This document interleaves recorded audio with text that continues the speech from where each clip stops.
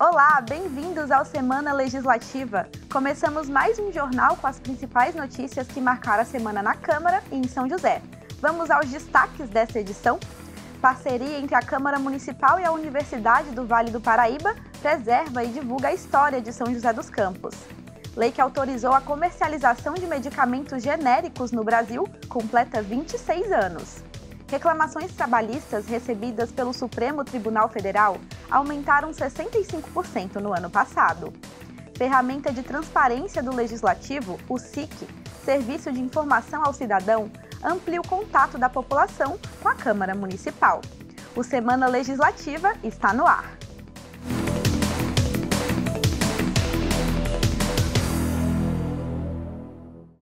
Para começar a edição de hoje, vamos exibir um balanço da sessão realizada nesta quinta-feira. Entre os projetos aprovados durante a 10ª sessão do ano, destaque para a matéria que cria na cidade o Conselho Municipal do Trabalho, Emprego e Renda. As atribuições do Conselho serão elaborar e acompanhar a política municipal voltada ao tema, aprovar o plano de ações do Sistema Nacional de Emprego e fiscalizar os recursos a ele destinados.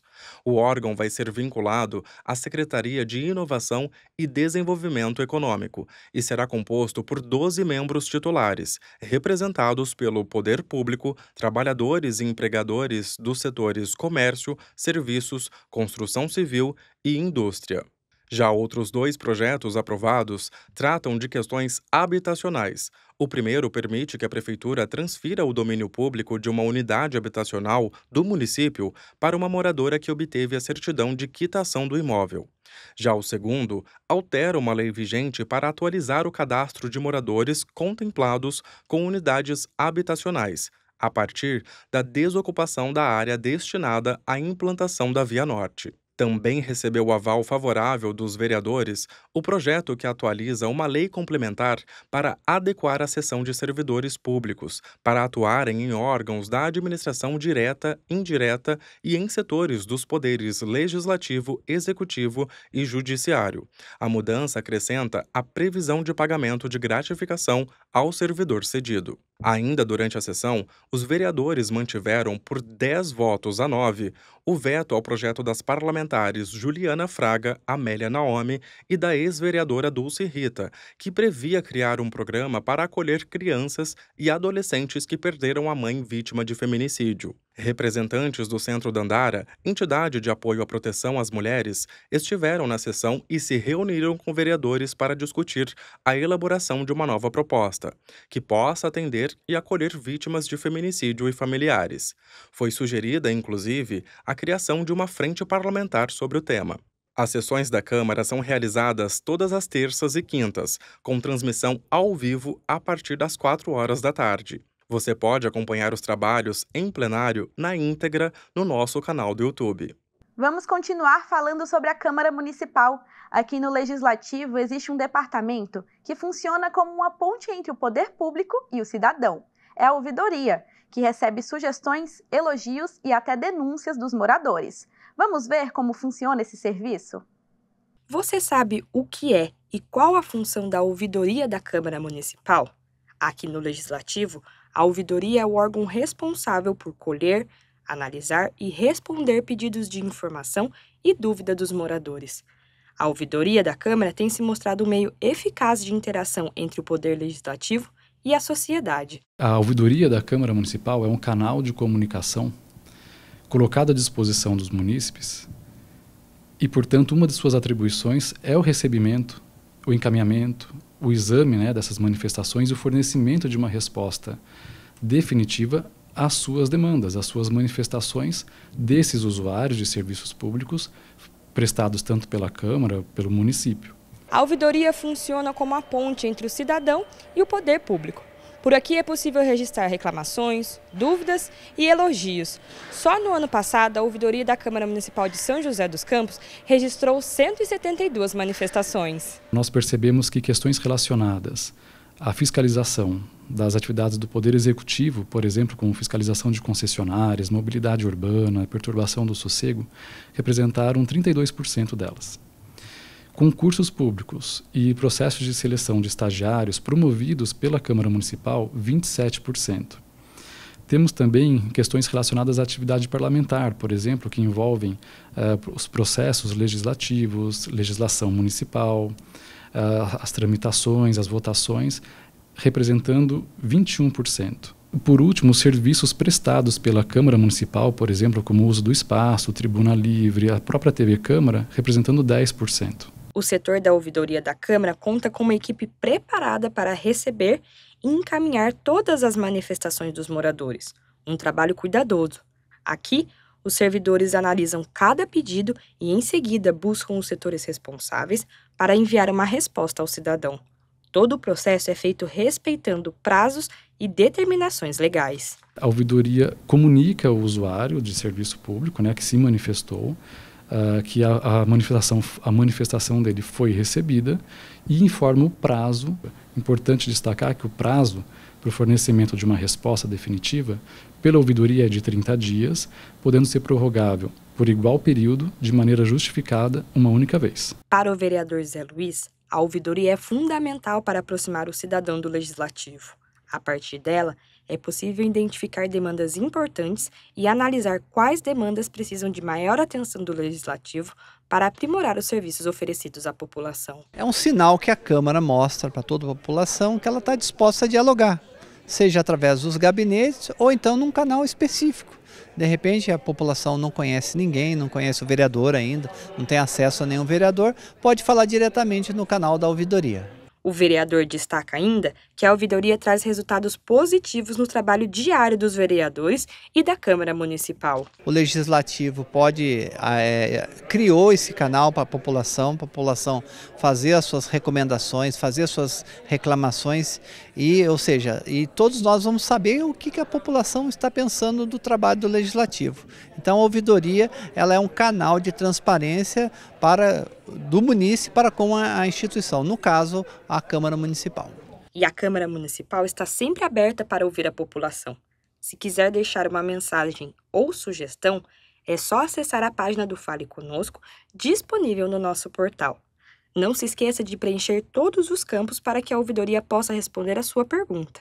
Mas o caminho para entrar em contato com a Câmara vai além do meio digital. De segunda a sexta-feira, das 8 ao meio-dia, da 1h30 às 5h30, horário de expediente da Câmara para atendimentos presenciais, e 24 horas o canal Fale Conosco. Não deixe de participar. Sua opinião é fundamental para melhorar a gestão dos serviços públicos. Manifestar as suas impressões, os seus sentimentos em relação à prestação dos serviços, para que esses serviços possam ser melhorados cada vez mais. Principalmente sinalizar diálogo e transparência. E outra ferramenta de transparência aqui do Legislativo aproxima os moradores da cidade da Câmara Municipal. O SIC, Serviço de Informação ao Cidadão, tira dúvidas da população sobre qualquer assunto referente ao trabalho do Legislativo.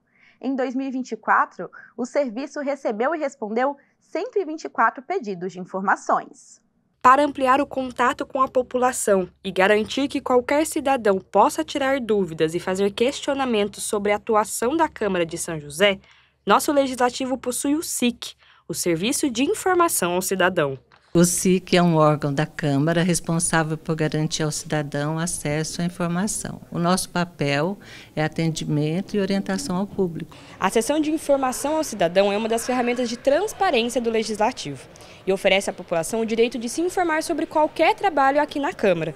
Só no ano passado, o SIC atendeu e respondeu 124 demandas. O SIC funciona na sala 104, no andar térreo da Câmara. O horário de atendimento acontece durante o expediente do Legislativo, que vai de 8 da manhã ao meio-dia e de 1h30 até 5h30 da tarde. O setor conta com um trabalho de servidores que acolhem e respondem todas as informações. Os prazos de resposta estão determinados pela Lei de Acesso à Informação.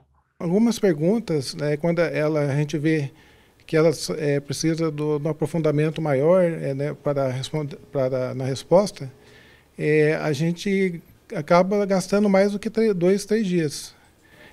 Mas sempre respeitamos o limite da Lei de Acesso à Informação, que são 20 dias para a resposta.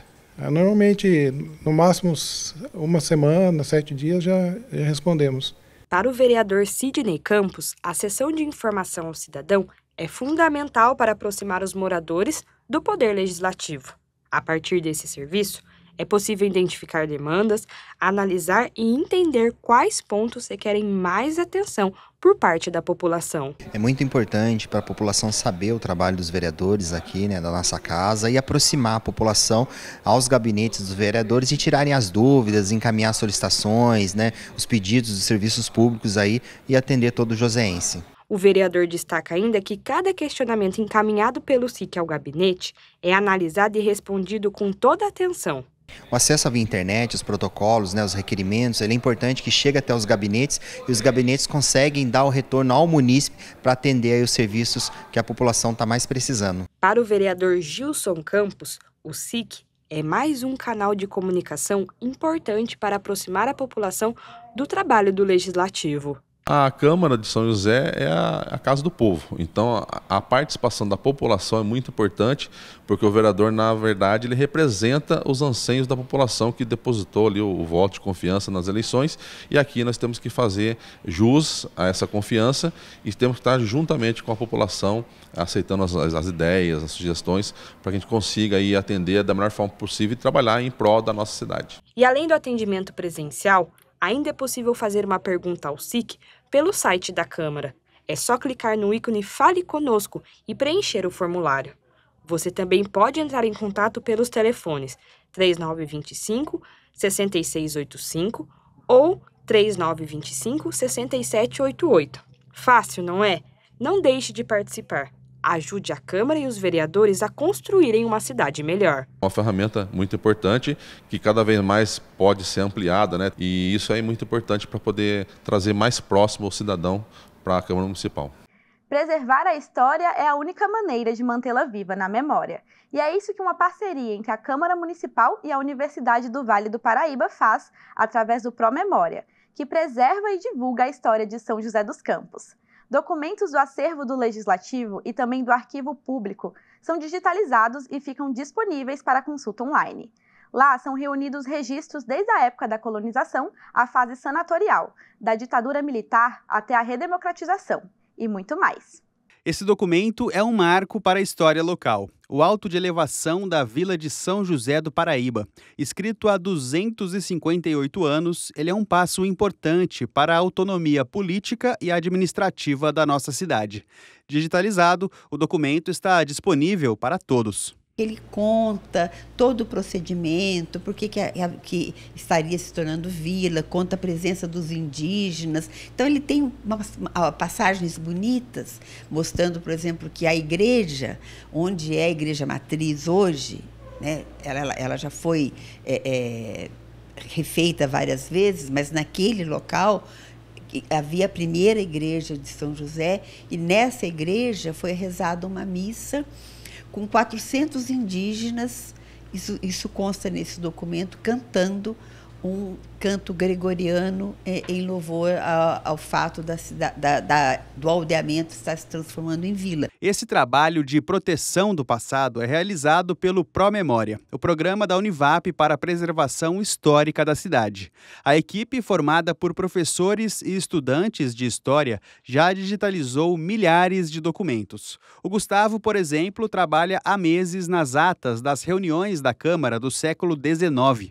O Promemória, ele tem esse ponto muito positivo de fazer com que a gente tenha contato diretamente com esses documentos históricos, enriquece a nossa formação, no sentido que a gente consegue ter um acesso maior à história de São José. E são muitas frentes diferentes aqui. Tudo para proporcionar uma visão completa do desenvolvimento social, cultural e político de São José. A gente está levantando o nome, todo o histórico do nome das ruas da cidade. Quem é a pessoa homenageada por trás daquele nome. Nós estamos digitalizando toda a documentação do Fórum de São José dos Campos, do 1º e 2º Cível, e esse documento... Essa documentação ela fica no arquivo municipal, no arquivo público municipal, e a gente vai trazendo aos poucos e digitalizando. Dá para conhecer mais de São José em cada período histórico pelo Promemória. Aqui tem, por exemplo, a história do aldeamento indígena de São José do Rio Comprido. Isso foi no século XVI. Tem ainda arquivos em relação à ditadura militar e como a cidade foi afetada por esse período, principalmente em relação às mudanças de nomes de rua por aqui. E acessar todo esse conteúdo é bem fácil, viu? Com alguns cliques você pode ver tudo aquilo que já foi digitalizado. Milhares de documentos ainda devem passar por esse processo de digitalização. O Arquivo Público de São José, sediado na Fundação Cultural Cassiano Ricardo, é parceiro do Promemória. Aqui está todo o patrimônio documental da cidade. Material que conta não só a história de São José, mas também dos joseenses. O direito de conhecer a história, o direito de vir solicitar documentos, né, cópias dos documentos que lhe garantem direitos, né, direito de enterrar seus parentes, direito de reformar sua casa, comprovação junto à aposentadoria. Então, garante direitos. Outra parceria do Promemória é com a Câmara. O programa foi criado, inclusive, a partir de um decreto legislativo. O apoio institucional é fundamental para a manutenção da identidade local e da memória coletiva. Para os vereadores, projetos como esse são fundamentais para a educação e noção de pertencimento. Nós vivemos numa cidade que tem história, que tem mais de 2 séculos de existência. Mas muitas pessoas que moram aqui não têm a menor ideia de para onde vão os personagens que construíram a história de São José dos Campos. Então a preservação histórica é uma das bandeiras que eu levanto por ser professor universitário, por estar envolvido com a pesquisa, por ter que fazer referências dentro de sala de aula para pessoas que não sabem onde se encontram. O presente se faz com o resgate e a preservação do passado. Assim, conservar o passado se torna também uma forma de garantir que as futuras gerações possam conhecer tudo o que moldou a nossa identidade. Ainda segundo os vereadores, é importante assegurar que cada cidadão tenha o direito de compreender as próprias raízes. É muito importante, eu acho que é um resgate histórico, a população deve acompanhar. Hoje nós temos estagiários da Univap que continua esse trabalho, então é fundamental. Nós temos sempre lembrar que toda história, né, ela tem um começo, meio e fim, e nós temos que saber o porquê, né? Vamos para o nosso primeiro intervalo. Na volta falamos sobre as doenças que mais matam no Brasil. E já adianto que elas podem ser evitadas com uma rotina mais saudável. É rápido, não sai daí.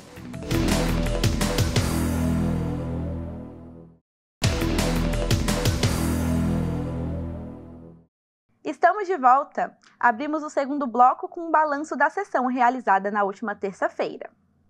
Na 9ª sessão do ano, os vereadores debateram assuntos em diversas frentes como fiscalização, meio ambiente, assistência social, causa animal, segurança pública e educação.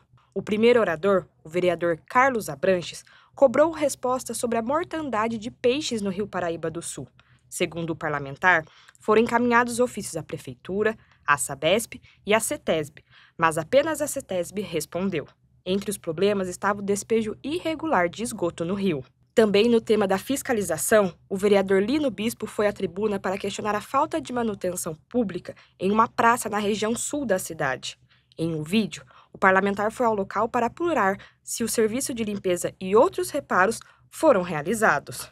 Outro parlamentar a fazer uso da tribuna foi o vereador Tomás Henrique, que lamentou o incêndio criminoso em um abrigo social de São José dos Campos. O parlamentar defendeu a necessidade de uma mobilização para ajudar os feridos e a entidade e também cobrou reforço na fiscalização. Já sobre a causa animal, Tomás criticou o veto do executivo ao projeto que pretendia criar na cidade um canal de denúncias para crimes contra animais. No tema segurança pública, o vereador Sena defendeu a criação de um projeto de alteração à lei orgânica da cidade para garantir à Guarda Municipal o poder de polícia. De acordo com o parlamentar, essa mudança que cria a Polícia Municipal já está sendo adotada em algumas cidades com bons resultados. Sena também parabenizou forças de segurança da região pelo trabalho realizado. O vereador Sérgio Camargo utilizou o pinga-fogo para comentar sobre uma moção de apoio que protocolou na Câmara em defesa ao Frei Gilson pelo trabalho de evangelização realizado no país. Segundo o parlamentar, o religioso estaria sendo atacado por questões políticas e ideológicas. Sérgio Camargo também relembrou casos de intolerância religiosa em diversas cidades. Já no tema educação, o vereador Roberto Chagas denunciou um possível caso de falta de mistura na merenda de alunos de uma escola estadual da Zona Norte. O parlamentar também comentou sobre a situação de uma outra escola que estaria fazendo rifas para melhorias na infraestrutura.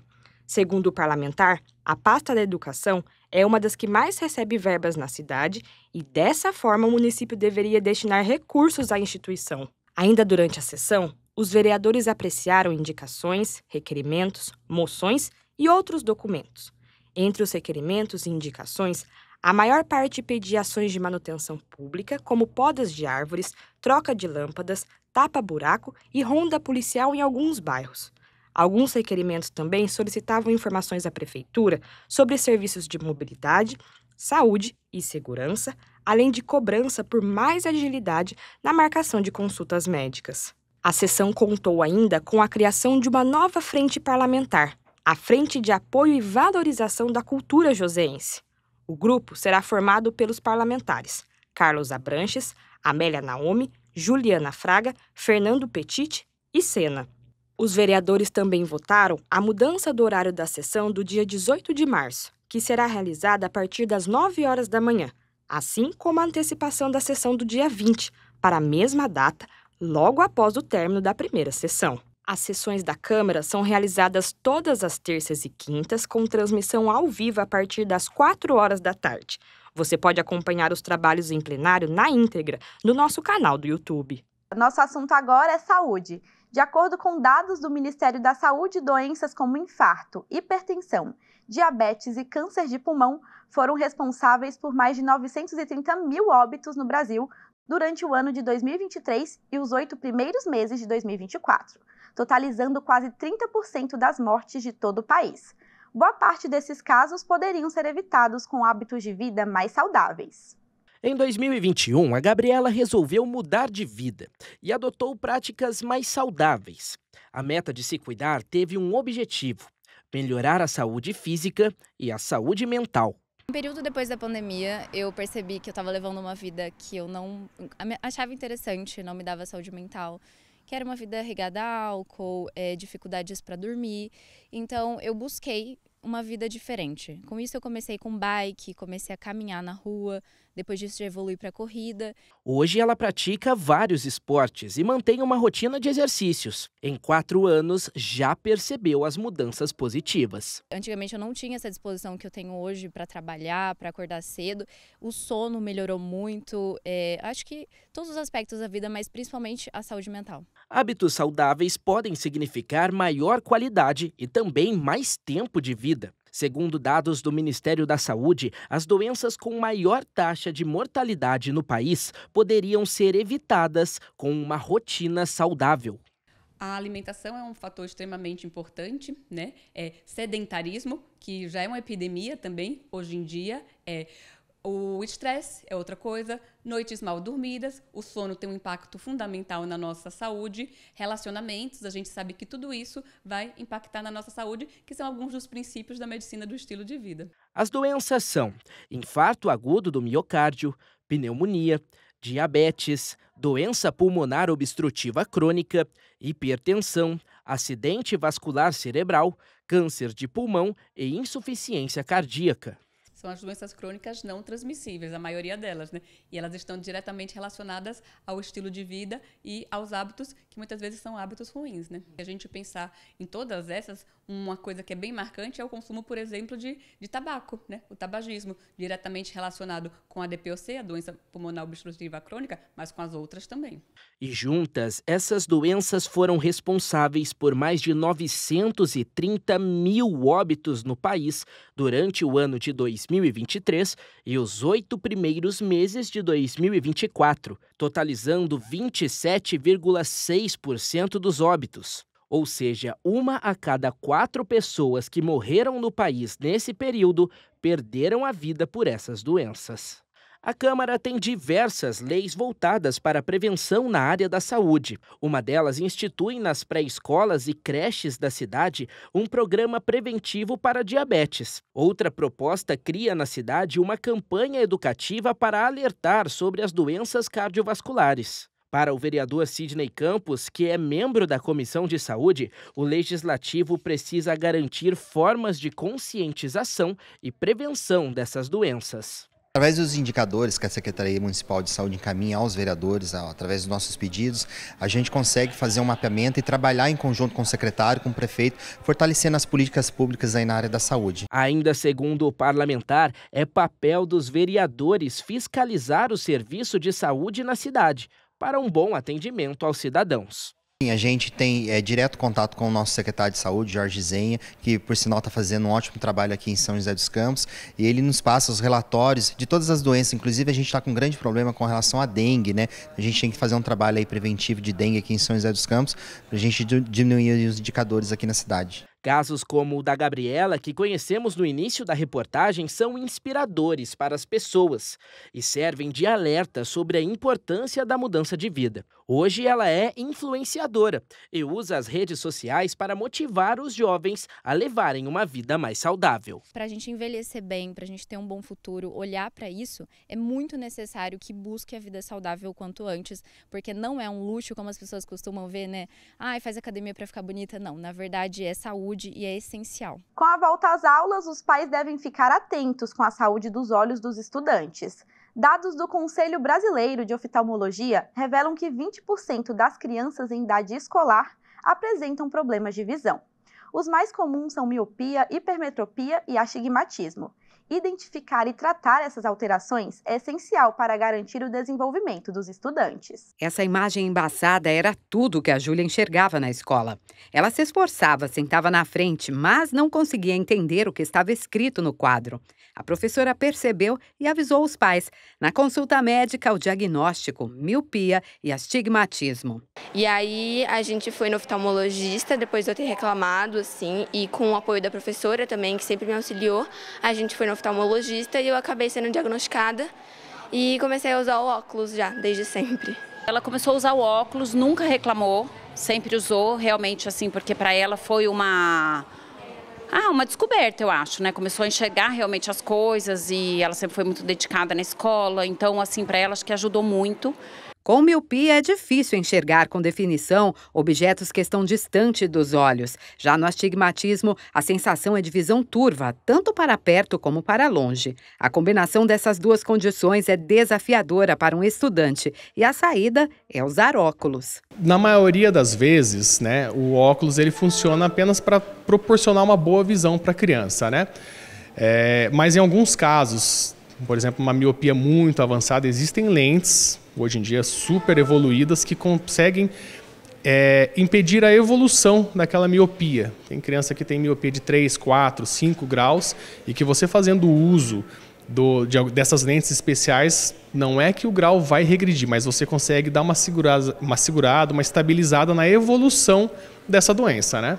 Cerca de 20% das crianças em idade escolar têm problemas oculares, mas nem sempre os sinais são percebidos pelos pais ou professores. Algumas vezes, a dificuldade de enxergar é confundida com problemas de aprendizado e até preguiça. Um julgamento que pode comprometer o desempenho escolar e refletir na vida adulta. A criança que tem a dificuldade visual, ela já vai ter uma certa dificuldade também no estudo de casa.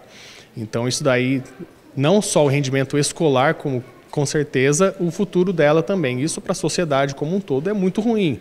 A gente acaba perdendo alguma mão de obra de pessoas capacitadas que, por conta de não ter realizado o seu estudo da maneira que ela poderia ter realizado, vai chegar na fase adulta com dificuldades, né? Existem hoje no Brasil cerca de 35 milhões de pessoas com visão baixa ou dificuldade para enxergar. A Organização Mundial de Saúde estima que 60% a 80% dos casos poderiam ser tratados ainda na infância ou adolescência. Isso reforça a importância de se conscientizar os pais e também professores da educação básica para sinais e sintomas que podem auxiliar no diagnóstico precoce. Se a gente for parar para analisar, se você tem uma criança que na sua fase escolar aos 7 anos de idade já começa a ter essa dificuldade, e isso durante os 15, talvez 20 anos de estudo que ela vai ter na vida dela, com certeza vai ser afetado. A gente está falando de uma fase muito importante do estudo. Às vezes, com uma consulta simples com um oftalmologista, a gente consegue resolver essa questão e proporcionar para essa criança uma evolução melhor. Pensando em facilitar o diagnóstico e garantir tratamento ocular ainda na infância, um projeto em tramitação na Câmara quer garantir que escolas municipais possam oferecer exames oftalmológicos gratuitos aos alunos. Outra proposta que também tramita na Casa prevê a doação de óculos para os estudantes diagnosticados com algum problema de visão. Como professora, a gente percebe que se tiver um programa de oftalmo logo na primeira infância ou quando a criança entra no ensino fundamental, isso ajuda no aprendizado, ajuda até melhorar depois um problema de visão que possa piorar no decorrer dos anos. Apresentei até um projeto nesse sentido.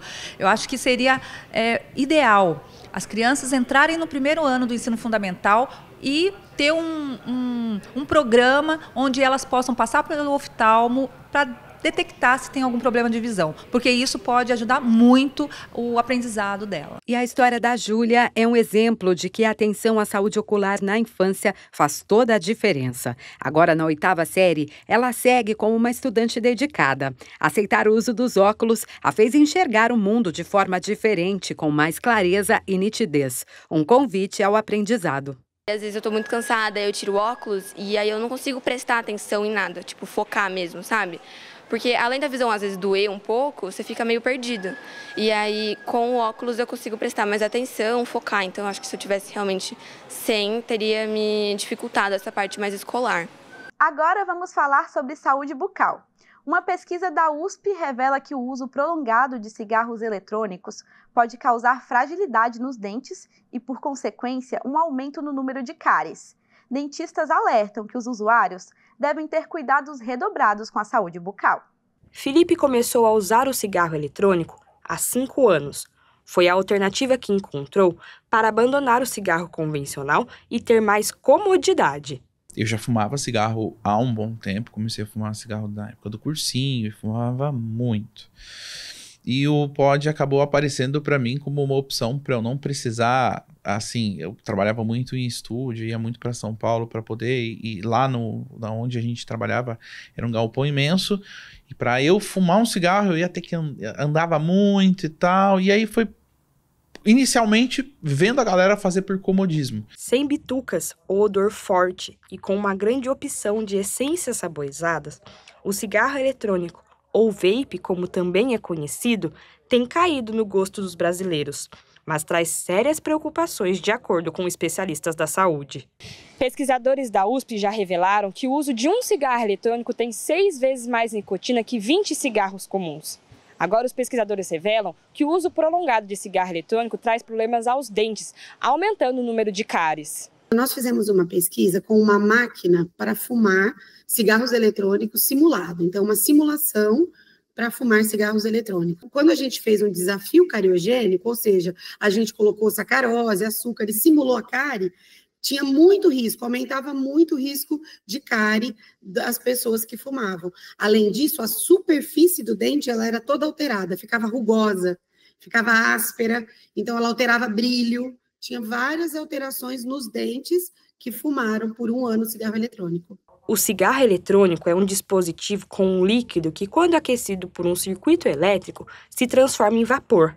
A pesquisadora da USP explica que esse vapor contém substâncias químicas que comprometem a estrutura dentária. Com certeza vai ter uma gengivite, uma inflamação, então diversas alterações. Já está comprovado câncer de boca, né, associado a essas substâncias tóxicas do cigarro. E aqui a gente deixa um alerta que esses cigarros eletrônicos, eles não têm padronização quanto à quantidade de nicotina e de substâncias que tem ali. Cada cigarro eletrônico que a gente adquiria, né, diferentes locais, eles eram diferentes um do outro. Então, não tem padronização. Pode chegar a mais de 10, 20 vezes ou mais de nicotina do que no cigarro comum. Por conta dos compostos químicos presentes no vapor dos cigarros eletrônicos, esse dentista alerta que os usuários de vapes devem ter cuidados redobrados com a saúde bucal e ficar de olho em alguns sinais diários. Nos dentes você pode apresentar pequenas manchas Geralmente a gente acha que por ser uma nicotina pode ser que apareça aquela mancha mais escura que é provinda da nicotina, um pouco amarelada, mas a mancha branca também é uma característica que há alguma coisa errada acontecendo com os dentes. Nos lábios, ter um exame olhando por espelho, se você tem algum nódulo, se você tem alguma alteração de cor, por exemplo, né? A nossa cavidade bucal ela tem uma tonalidade fixa, né? Um vermelho mais clarinho, os lábios. Então, se você apresenta e está vendo que está tendo algum tipo de alteração na cor, principalmente, é bom você estar procurando um profissional e vendo isso. Para ampliar a conscientização sobre os riscos do cigarro eletrônico, a Câmara aprovou uma lei que autoriza o poder público a realizar campanhas educativas sobre o tema. Para o vereador Sidney Campos, membro da Comissão de Saúde, esse trabalho é fundamental para diminuir o contato da população com esses dispositivos. Por isso, a comissão irá atuar na causa. A informação é muito importante, igual o tabagismo, né? As campanhas de conscientização do tabagismo, a gente conseguiu reduzir o número de pessoas que utilizam, né, o cigarro. E com esse cigarro eletrônico, eu acho também que é muito importante o trabalho de conscientização, a Prefeitura, a Secretaria de Saúde, trabalhar muito com mídia social para a gente atingir essas pessoas que utilizam esse cigarro e diminuir o número, porque os indicadores dos hospitais de atendimento estão subindo muito com relação a esse produto aí que está fazendo mal ao joseense. Ainda segundo o vereador, algumas ações sobre o tema já estão em debate. A gente já até está conversando com o nosso presidente aqui da Câmara para a gente fazer um trabalho em conjunto com os demais vereadores, articular na cidade, melhorar aí o trabalho de monitoramento do uso desse produto e a visibilidade da informação chegar até as pessoas que elas utilizam esse produto para não utilizar porque faz mal à saúde do joseense. Abandonar o uso do cigarro eletrônico é um passo importante para a saúde. A dica dos médicos é substituir o vício por hábitos saudáveis, uma mudança na qualidade de vida. O que eu gostaria de falar é que não façam uso, né? Procura mais uma vida saudável, hábitos saudáveis, que é isso que vai te dar uma longevidade de vida e uma saúde melhor. A lei que autorizou a comercialização de medicamentos genéricos no Brasil acaba de completar 26 anos. A medida apresentou uma redução nos preços e ampliou o acesso a remédios em todo o país. Hoje, a economia no bolso do consumidor pode ultrapassar os 70%. Essas caixas com tarja amarela representam o acesso à saúde para milhões de brasileiros. São os medicamentos genéricos, disponíveis nas farmácias de todo o país há 25 anos. No Brasil, são produzidos quase 4.000 tipos de genéricos com mais de 500 princípios ativos. Mas qual é a diferença entre os genéricos e os medicamentos de marca? E por que são mais baratos? Os medicamentos de referência, eles são aqueles que são lançados inicialmente depois de todo um processo de investimento em pesquisa e desenvolvimento, de ensaios clínicos que são muito caros. Então, quando a empresa lança esse medicamento de referência, ela lança ele num preço mais alto. Em geral, esses medicamentos eles têm patentes, eles ficam protegidos por um monopólio de exclusividade de vendas durante 20 anos. E, nesse sentido, a empresa consegue cobrar mais caro por esses medicamentos para recuperar esses investimentos dela durante esses 20 anos. Quando o genérico entra no mercado, ele entra depois que essa patente já expirou. Ele entra depois desses 20 anos. Em São José dos Campos, 45.000 famílias são atendidas por farmácias populares, onde 85% dos medicamentos são genéricos. Já em toda a rede comercial do país, só no ano passado foram vendidos 2 bilhões de genéricos. Essa farmacêutica ajuda a saber como identificá-los. A caixinha, ela vem com o nome do princípio ativo na caixa. E na caixinha você vai identificar ela pela tarja amarela com o G grande na caixa, identificando que aquele medicamento é um medicamento genérico. Vale lembrar que os genéricos são seguros e eficazes. 90% das doenças podem ser tratadas com medicamentos genéricos já disponíveis no Brasil. Apesar disso, apenas 33% das receitas médicas contam com essa prescrição. Quem sofre o impacto são os pacientes que precisam pagar mais caro pelos medicamentos. O impacto é ainda maior para aqueles que precisam de medicamentos de uso contínuo. Um exemplo é esse medicamento usado para controle de pressão arterial. O referência custa de R$ 12 a R$ 15. O genérico tem o preço médio de R$ 3. Essa dinâmica de preços é estudada pelo Instituto de Pesquisa Econômica Aplicada, que reforça o papel dos genéricos na ampliação do acesso à saúde. Ainda segundo o Instituto, para que os pacientes tenham acesso mais fácil aos remédios genéricos de menor custo, seria necessário que as receitas médicas indicassem o princípio ativo da medicação e não o nome comercial do medicamento. Quando os genéricos foram lançados, tinha muita campanha também, exatamente para isso, para relembrar que a gente está falando de uma cópia, de um medicamento que ele é equivalente. Então, para relembrar essa qualidade, e a gente tem uma agência reguladora no Brasil, a Anvisa, que ela é muito confiável, ela é muito respeitada pela indústria e ela é muito confiável e ela garante essa equivalência. A questão da saúde pública é acompanhada pela Câmara e a garantia desse direito é uma pauta defendida por todos os parlamentares. No tema dos genéricos, o vereador Fernando Petit acredita que campanhas educativas poderiam incentivar a população a conhecer melhor essa alternativa e também questionar os médicos e farmacêuticos sobre a possibilidade da medicação genérica. A gente sente também das pessoas que vão buscar os medicamentos, né, que eles querem encontrar o genérico, né? Eles não têm aquela preocupação, não, só pode ser esse. E aí essa preocupação às vezes é de alguns médicos que receitam somente aquele específico, né? Por exemplo, né, tem um remédio para tireoide que tem 3 nomes de 3 laboratórios diferentes. Muitas vezes chega a receita na farmácia comunitária somente com o nome. Consequentemente, o paciente também começa a acreditar só naquele medicamento, sendo que a fórmula é a mesma. E aí a gente não fala nem de genérico, a gente fala de laboratórios diferentes. E aí tem médico que já coloca na receita todos os nomes, né? Dando a possibilidade do paciente encontrar na nossa farmácia comunitária, encontrar na rede pública, mas também ter a chance de comprar optando pelo valor. E o acesso a medicamentos também é pauta de leis aprovadas pela Câmara. Algumas delas autorizam o município a criar programas que facilitam a retirada de remédios nas UBSs e permitem a entrega de medicação em casa. Outra novidade é o dispensário eletrônico de remédios, para que pacientes atendidos em períodos noturnos e aos fins de semana não fiquem sem medicação. Para muitos, os genéricos podem ser considerados uma política de saúde pública. O acesso à medicação mais barata ajuda a população a ter um tratamento digno a preço baixo. Que continuar batalhando para fortalecer a nossa indústria de genéricos, com financiamento e inovação, com a geração de inovações incrementais. E outro ponto de política pública que é bastante importante é o SUS. O SUS é um mercado enorme, o SUS adquire muitos medicamentos e com isso ele pode negociar preços, ele pode também estimular inovação, pode estimular a transferência de tecnologia e pode assim também estimular a indústria de genéricos e o aumento do acesso da população. Quando esse paciente começa a tomar o genérico e ele vê que funciona, ele primeiro teve a confiança na indicação, né, na prescrição médica, e depois ele começa a falar para os seus familiares, não, eu tomo genérico, e começa a falar para os amigos, enfim, ele acaba trazendo essa divulgação para a sua comunidade, e isso é muito bom que amplia essa oportunidade de ter os medicamentos. Vamos para mais um intervalo e no último bloco falamos sobre economia. Embraer e governo federal anunciam um investimento de 20 bilhões de reais no Brasil até 2030. Eu volto já.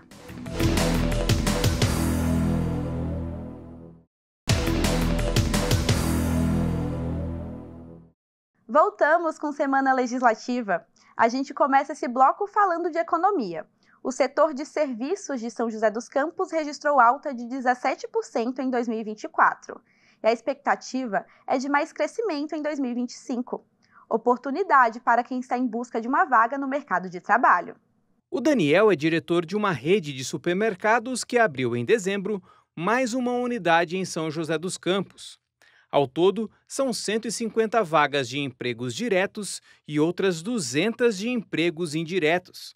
Desses 350 postos, cerca de 180 já foram ocupados, ou seja, ainda tem oportunidades disponíveis.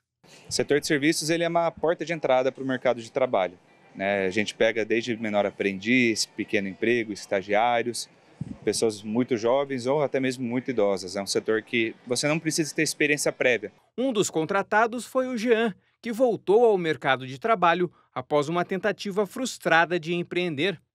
Hoje, ele atua como gerente do local e está feliz com um novo emprego.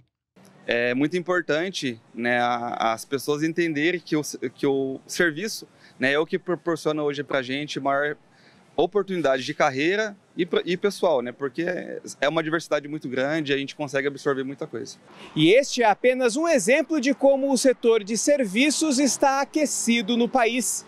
De acordo com o IBGE, em 2024, houve um aumento de 3,1% no setor.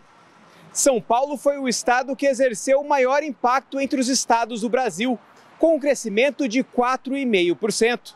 De acordo com Jaime Vasconcelos, assessor econômico da FEComércio, o crescimento no número de vagas no setor de serviços pode ser explicado pelo avanço da economia. Quando nós falamos do setor de serviços, é importante descrever que nós estamos falando de um setor que ele é muito transversal.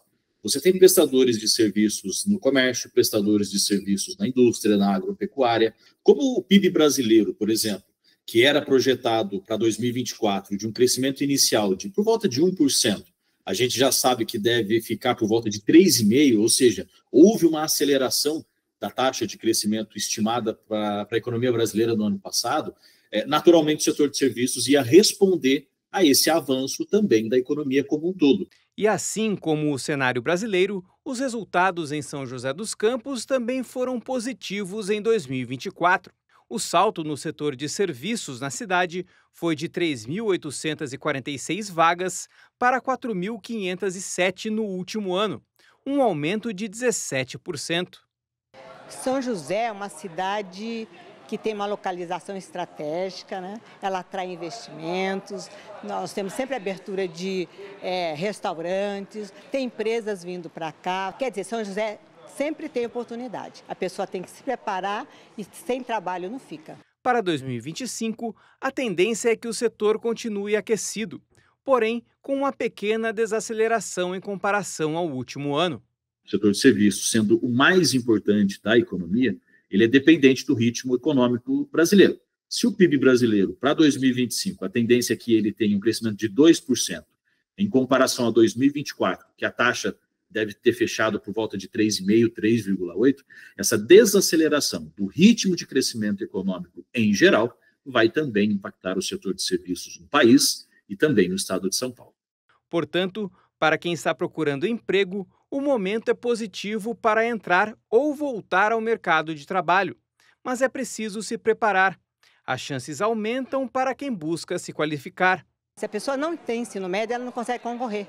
Então, termine o ensino médio. Se você já passou da idade de fazer o ensino médio, faça o EJA, tanto no fundamental quanto médio. Tem que se preparar, não pode ficar parado não, tem que estudar sempre. Foi isso o que aconteceu com o Jean. Depois de 9 meses fora do mercado de trabalho, ele conseguiu retornar e hoje está realizado no novo posto. O mercado hoje está em constante evolução, então assim, nada que a gente busque de conhecimento é perdido. Então as pessoas sempre se aperfeiçoar, quem está querendo, né, a chance do primeiro emprego, dá essa oportunidade para o varejo, né, que muitas das vezes é deixado de lado por conta da rotina. Mas assim, que é um setor que proporciona muita oportunidade, muita chance de crescimento. A Embraer e o governo federal anunciaram um investimento de 20 bilhões de reais no Brasil até 2030. Dentre os objetivos estão a produção de novas aeronaves, desenvolvimento de novas tecnologias e a expansão do mercado internacional. Empresas do ramo aeroespacial e defesa de São José serão beneficiadas com o investimento. O Hélio é diretor de uma empresa que fabrica peças para aeronaves. Um dos clientes da companhia há quase 20 anos é a Embraer. Inicialmente era uma empresa de representação. Ao longo do tempo isso veio migrando, quando em 2006 ela se mudou para o Vale do Paraíba para atender a demanda de subcontrato de fabricação de mangueiras para a Embraer. Já o Rodrigo é sócio de outra empresa que trabalha com um sistema para prevenir danos em aviões atingidos por raios. Na parte de produto, basicamente a gente fornece hoje sistemas de proteção elétrica contra descarga atmosférica nas aeronaves. Então, basicamente, quando uma aeronave toma um raio, você precisa proteger os sistemas dentro dela para que não haja um apagamento, um dano no display, qualquer coisa assim. As duas empresas fazem parte do Cluster Aeroespacial e Defesa, que fica no Parque de Inovação Tecnológica de São José. O Kenzo é o coordenador do programa, que faz ponte para 160 empreendimentos fornecerem produtos e serviços para multinacionais, como, por exemplo, a Embraer. Todos os segmentos do mercado aeronáutico nós atendemos aqui com as nossas empresas, desde cablagem, manufatura, usinagem, são tudo que se pode ter dentro de uma aeronave, as empresas do cluster fornecem. Por terem a Embraer como cliente, as duas empresas que mostramos, como também as outras do cluster, serão beneficiadas por um investimento na área da aviação. Em fevereiro, a Embraer anunciou que vai investir 20 bilhões de reais no Brasil até o ano de 2030. Dentre os objetivos deste investimento são a produção de aeronaves, o desenvolvimento de tecnologias e a expansão do mercado internacional.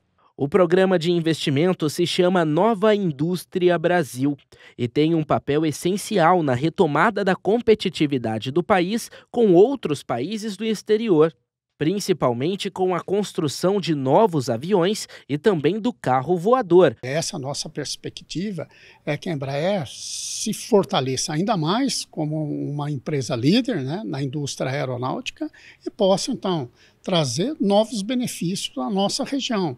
Benefício em termos de emprego, benefício em termos de desenvolvimento de novas tecnologias, benefício na alocação de novas empresas e novos negócios que estariam diretamente atrelados à indústria aeronáutica. E a Embraer coleciona recordes recentes. Em 2024, registrou uma receita de 35,4 bilhões de reais, maior faturamento da história, 36% maior do que o de 2023. Diversos contratos também foram anunciados nos últimos meses. O mais recente foi a venda de 15 aviões para uma companhia aérea japonesa. Como esse economista explica, esse cenário traz benefícios para todo o país, com destaque para São José, por ser a sede da multinacional. Isso significa novos empregos direto na Embraer, isso significa fornecimento de bens e serviços por outras empresas que estão atreladas à indústria aeronáutica, que também terão um impacto muito positivo, né, com o aumento do atendimento da Embraer e também da contratação de pessoal. Isso, do ponto de vista da região metropolitana, é muito positivo. O anúncio dos investimentos também foi visto com bons olhos na Câmara Municipal. Há muita expectativa para os reflexos positivos desses recursos no fortalecimento da Embraer e no desenvolvimento de novas tecnologias. A parte desse investimento a Embraer vai aplicar no carro voador, né? Que eu acho que é uma inovação importante. A cidade fica como uma referência, né, nesse sentido, e eu acho que a gente tem assim, um ganho bastante grande. Para o parlamentar, graças ao aporte financeiro, novas empresas podem ser atraídas para São José dos Campos, algo que deve movimentar a economia local. É um anúncio, assim, para a nossa cidade de uma suma importância, né, porque é muito dinheiro, tá certo? Isso com certeza movimenta a cidade como um todo, tá? Então, ficamos felizes, não é, com esse anúncio e esperamos que isso realmente possa ser, de fato, efetivado. E aí, com certeza, a nossa cidade terá um ganho bastante grande. A Câmara sempre vai estar à disposição, né, para, de repente, algum projeto que o município tenha que fazer em função de todo esse investimento. Qualquer situação que venha nesse sentido, a Câmara vai estar sempre apoiando. Vamos mudar de assunto e falar sobre trabalho. De acordo com dados do painel Corte Aberta, o número de reclamações trabalhistas ultrapassou os processos civis que chegam ao Supremo Tribunal Federal. As reclamações representam 42% do total das ações recebidas pelo STF no ano passado. E um dos motivos apontados pelos advogados para o aumento de reclamações é a pejotização do trabalho e o acesso à justiça gratuita. Nem sempre o trabalhador ganha um processo trabalhista perante a justiça. É o que mostra os dados do painel Corte Aberta.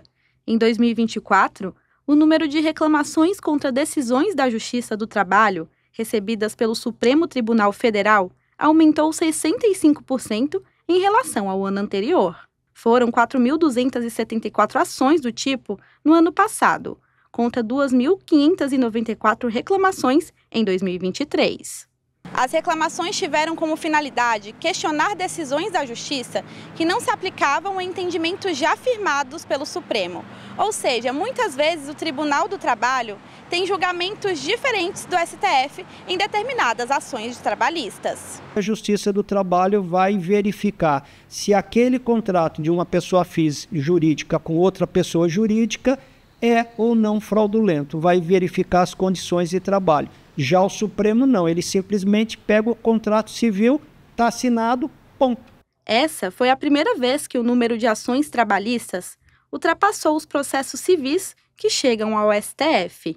As reclamações representam 42% do total das ações recebidas pelo Supremo no ano passado. Entre as principais queixas estão pedidos de adicional de insalubridade, falta de pagamento de verbas rescisórias e pedidos de indenização por dano moral. Existe esse mito no Brasil que o trabalhador tem direitos demais e que em outros países o trabalhador tem menos direitos, o que é um mito mesmo, né? Em todos os países do mundo existe uma legislação trabalhista, não tem país que não tenha, né? Justamente por conta de todo um histórico mundial de exploração de mão de obra, de trabalho escravo. Então, a legislação trabalhista ela existe para isso, né? Para que esse tipo de coisas não ocorram mais. Para alguns especialistas, as divergências quanto à garantia desses direitos podem estar relacionadas às contratações via PJ, pessoa jurídica, ou terceirizado. Na terceirização, há 3 partes envolvidas: a empresa contratante, a terceirizada e o trabalhador.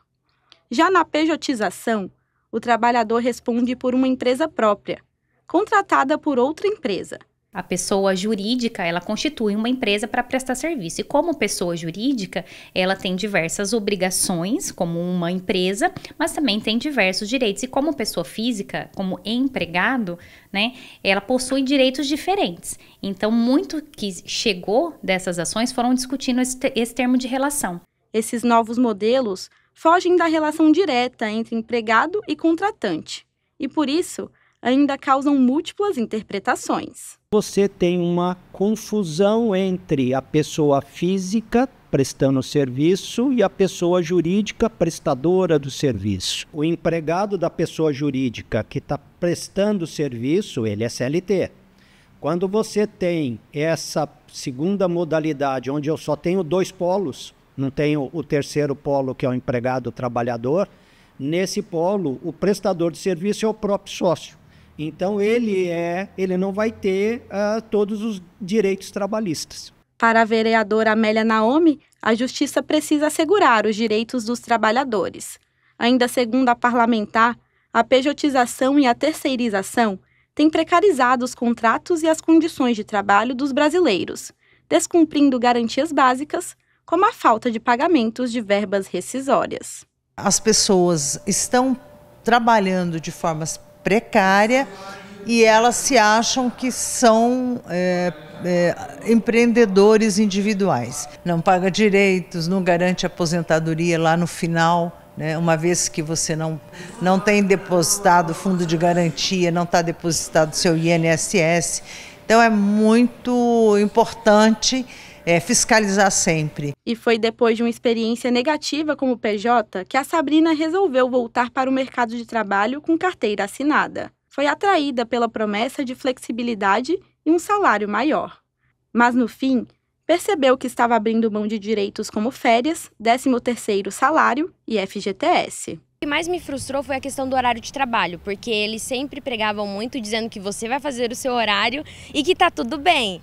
Só que, na verdade, nós tínhamos um supervisor e ele meio que cronometrava, né, o tempo que a gente estava trabalhando. E se eu precisasse ir ao médico, sair um pouco mais cedo, não era permitido pela empresa, por mais que eu fosse PJ. Agora, no novo emprego, e com carteira assinada, tem mais segurança e tranquilidade em saber que vai ter os direitos garantidos. Hoje, tendo a experiência que eu tenho, eu pensaria 10 vezes antes de sair do meu seguro, né, onde eu tenho mais estabilidade para um PJ. E o Semana Legislativa chegou ao fim. Espero que você tenha gostado das informações do programa de hoje. E para continuar acompanhando todas as notícias da TV Câmara, nos acompanhe pelas redes sociais, todas pelo mesmo endereço, @TV Câmara SJC. Obrigada pela companhia. Até semana que vem.